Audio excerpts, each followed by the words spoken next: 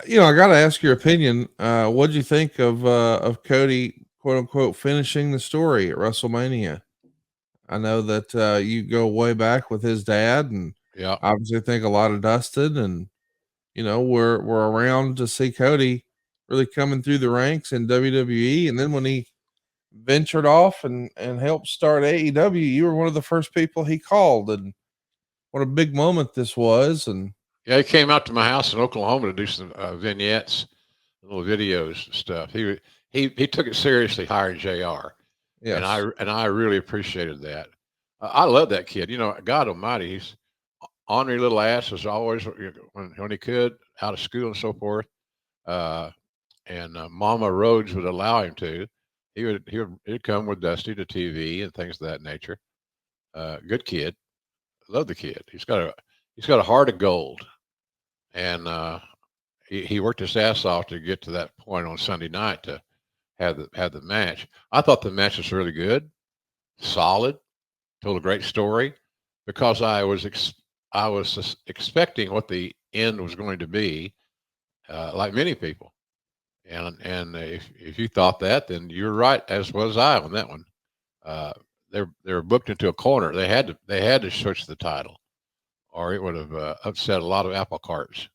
So I'm happy for him. He's going to make a lot of money. Uh, I hope that he's getting good financial guidance and advice. You know, if I were him, my suggestion would be to, if he hadn't already done it, he's probably already done it. Hire a certified financial planner, because that way he can help keep you up with your quarterly taxes. Can you imagine his tax rate, Conrad, at what he's going to be earning? And it's not taxable income. It's independent contractor money. You got to pay taxes on that every quarter. So you want to be prepared for that, because it's inevitable. It's going to come. So and that's the only thing I'd say to any young athlete in Cody's position, to where he's making more money than he ever dreamed he might. Are you prepared for your wealth? So I'm sure he will be. He's a smart kid. Smart kid. He's a great addition to the team there at WWE. I'm happy for I'm happy for him too. Obviously, it's a big moment for the Rhodes family, for Cody Rhodes personally, obviously the entire WWE and really all of wrestling. It was the news, man, and when it can drip over into the mainstream, that's good for everybody. And speaking of the news, boy, there's been a bunch of news lately that I actually wanted to get your take on. I'd originally planned to talk about Dustin Rhodes today, but there's so much other stuff that's happened. It feels like maybe we could just call an audible. As we're recording though, tonight is Dynamite. As folks are listening to this, it was last night, and we saw Dustin Rhodes challenge Samoa Joe for the world title.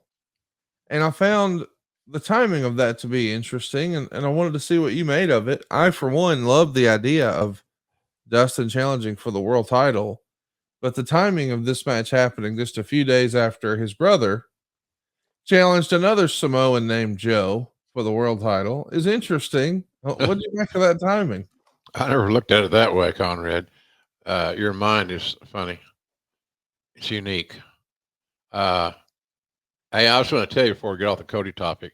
I sent him a text on Monday morning, kind of let things settle down, and he got back to me on Tuesday,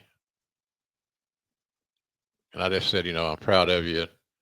Be the leader that WWE needs. I love you.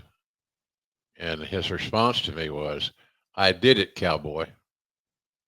That's what he used to call me. This little insider stuff. I love that. Cody called me cowboy because of the fucking hat. Thanks, Vince.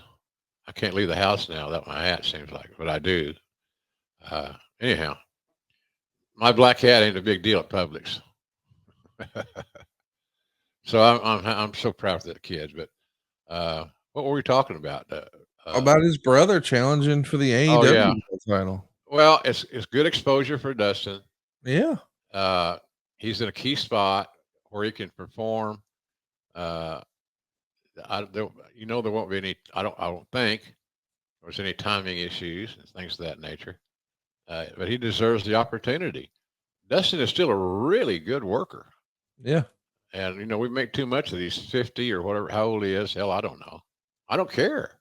As long as he can still get his job done and feed a comeback and take bumps and lay his stuff, his offense in, I don't care what his birthday is. Just buy him a cake. If you're so concerned about his age, next time he has his birthday, make him a cake. Cupcakes might even work. But he's done a great job for AEW, and we'll talk about that when we do the Dustin show. He's been very valuable there as an agent, producer, whatever you want to call it, coach. And then he's got his wrestling school, which I hear is very well done. So there's a lot of things to talk about him. We're talking about that Goldust character, Conrad, and then the development of that packaged with Marlena was really an interesting journey. A lot of fun stories to talk about that. Some that were some of you probably find it a little bit uneasy, but it'll be a fun show next week. Well, I'm sure it was a fun show last night. As I understand it, it's the first time Dustin and Samoa Joe have wrestled each other. I know there was a gauntlet match once upon a time in TNA, but I don't think that really counts. So seeing these sort of first time ever dream matches is always fun. And that's what it feels like it's going down at Dynasty Saturday, April 21st. That's where you're hoping to be back to call Bryan Danielson and Will Ospreay. We all sort of assume that's going to be the main event. Whatever it's going to be, I'm going to be there. It feels like AEW always delivers on pay-per-view. So we've got Joe and Swerve Strickland. We've got Okada and Pac. We've got Tony Storm and Thunder Rosa. Looks like we've got Adam Copeland, Eddie Kingston, and Mark Briscoe taking on the House of Black.